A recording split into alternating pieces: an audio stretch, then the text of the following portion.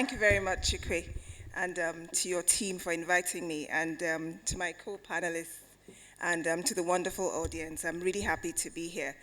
I'll be sharing with you my thoughts today on PHC as a key strategy. And I think it's really a good convergence that everybody is really talking about primary healthcare. So I didn't have to come here from the Primary Healthcare Agency to talk about something that nobody else is talking about. So we know that globally we've acknowledged that there's a focus on primary healthcare and that it does give better health outcomes than a focus on tertiary care. But Nigeria is still largely funding tertiary care at the expense of primary care. So we do need a paradigm shift in favor of functional primary health care, and this will serve Nigeria well as it has done in many other countries. Next slide. So we have evidence that the major drivers of Nigeria's deaths, especially among mothers and children, are things that you can deal with in primary health care facilities, or at least at primary care. But we know that also we haven't made that much progress. You can see from the slides, we haven't made that much progress on maternal and under 5 mortality. Maternal mortality has been fairly stagnant. Under 5 mortality hasn't been going down fast enough for us to meet our MDGs. I think you need to go back one slide. So this is where technology hasn't failed. I wanted to be able to control this from here.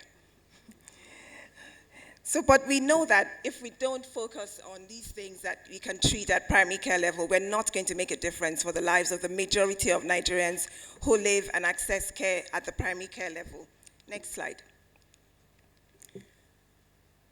But this shows you on the top of the slide, you'll see a picture of one of our primary care facilities. And at the bottom on the left there, you'll also see, I'm sure many of you will recognize, that's Lagos University Teaching Hospital. But that is really the classic example of the inverse care law.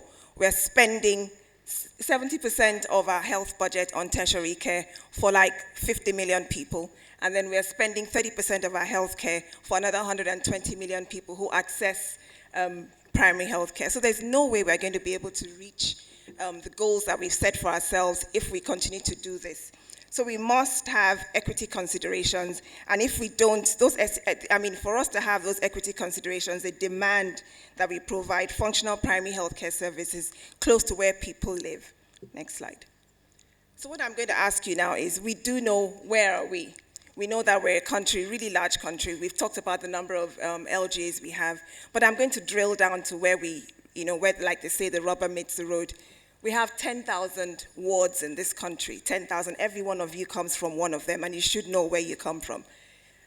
But we've done a recent census. We know that we have about 20,000 primary healthcare facilities. And the majority of health facilities in this country are primary healthcare facilities. So we have 20,000 of them, but how many of them are functional? We think that maybe there are about 4,000 of them, and they're all related to either project funding or specific state support. So these primary healthcare facilities that should be delivering for the huge majority of our populace are not functional. And that's the reason why you have that trend that I'm showing on the left. The reason why you have that trend is that you have very poor infrastructure, you have drugs and diagnostics that are not there, you have equipment that's not there, and therefore you have low utilization. That bar that shows 1.4 is from a service delivery indicator that shows that the average health worker in a primary healthcare facility sees 1.4 patients a day. That's terrible productivity for the work that for the sector that we are hoping to improve. I didn't show one of the slides, a piece of data that we do have. If you compare Nigeria and Kenya, then Kenya has like 8.7. So that's not something we really should be happy about. Next slide. So what do I want to propose today? I'm not proposing something entirely new, but I'm just proposing that we must provide access to good quality primary care by ensuring that we have one functional primary healthcare facility in every ward. We can do this over the next 4 years. Like you said, this is a change government. We've got a new chance in the next 4 years to deliver on this. And we can fill the gap of these 4,000, we think we have 4,000 that are functional. We can fill this gap over the next 4 years across the country. And what we want, and this is just a target of reaching, say, 25% every year in the next 4 years. That's 1,000 facilities across the country, ensuring that they are functional. But what does this mean? Functionality is what we're going to define. Now, being functional doesn't mean building new facilities. We're not recommending that you build new facilities. So there will be no heavy expenditure on building new things. We do know that, of course, when you have a change in government, everybody wants to cut tape. But we suggest that you do not cut tape. What you do is improve the ones that you already have. So we can start from human resource for health. We know that there's no health without a health workforce. And you must have a health workforce that's skilled, it's motivated, and it's supervised. We've talked about supervision a lot this morning. So if you don't have the health workforce that's going to deliver on this, having those primary healthcare facilities will not give you the results you're looking for. We've talked a lot about the medicines and consumables. I won't go into too much detail about that. The infrastructure upgrades that are required, the equipment, community engagement and demand creation, and data management and logistics and facilitated referrals. So that all of this is towards delivering service around the things that kill mothers and children, the first two slides that I showed you. But we also want to know how much will this cost. So if we just think about it, very, very basic calculations around what it will cost to run a primary healthcare facility in a ward of 10 to 20,000 population. So even if you did a rough back of the envelope calculation around the initial capital expenditure for maybe upgrades and initial expenditure into equipment, and then the running costs, you probably won't be spending more than 20 million. And then you also have running costs over the next 1 year, which will be significantly less. And of course, you know that this will get less over the years. Well, we know that states and LGAs must redirect their funding and stop concentrating on providing tertiary care. We know some states have 4 tertiary centers, and then they do not have functional primary health care facilities. They don't have midwives who can deliver and provide skilled attendants in their primary care facilities. So what are we talking about? So we must, first of all, get the states to do that audit and find out how many primary health care facilities do you have in your state and LGAs that are functional. So how can we do this? How can we fund this? Because like we've talked about, Claire says health is a business. There must be somebody paying for it. Even if the states or the governors are saying we're doing free care, somebody must pay for it. So we've got some opportunities lined up. Next slide.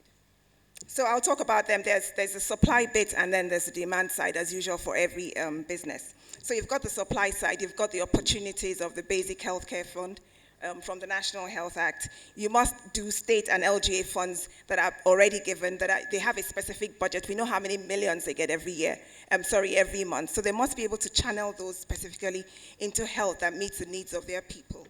And we have, of course, the innovative funding mechanisms around results-based financing that Nigeria is championing. And of course, we must have the private sector. It's very easy to do corporate social responsibility around health, even if we do think that, yes, there's some fatalistic view. But it's easy for us if we all sit down here and agree that we all come from a ward. There's a primary healthcare facility in each of your wards. Each of you can adopt that primary healthcare facility and make sure that it works. And pick up one of the strings, and then that's one of the tithes that you'll be paying for primary healthcare. On the demand side, we've talked a lot about health insurance. I'm not going to go into too much detail about that.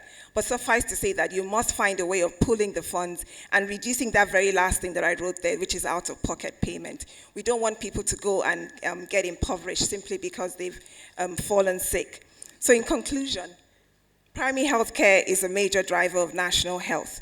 Therefore, targeted investments in primary health care facilities, making sure that they're functional, will make a profound difference for Nigeria's health outcomes. If we do what I've just suggested, we have at least 100,000 lives of under 5s will be saved. We have about 10,000 women whose lives will be saved or they'll be prevented from dying just from being pregnant. And we will reduce poverty from reduced morbidity and mortality. Therefore, we can take healthcare to our population's doorsteps with one functional primary healthcare per ward. We can do it. Other countries not so rich as Nigeria, Rwanda, Ethiopia, Ghana, they have focused on primary healthcare to drive health improvements, and we can. Thank you.